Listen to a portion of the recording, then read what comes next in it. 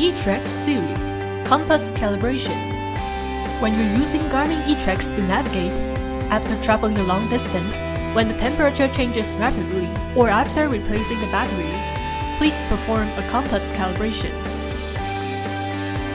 Before you start calibrating, please make sure you are in an open space, away from any metal. First, enter compass. Press the menu key. Select Calibrate Compass, then select Start. Follow the screen instructions. If the process has failed due to any reason, please select Retry. Make sure the device is parallel to the ground.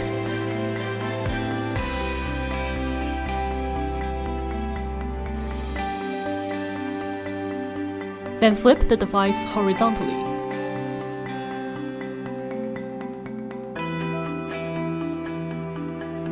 Lastly, flip the device vertically.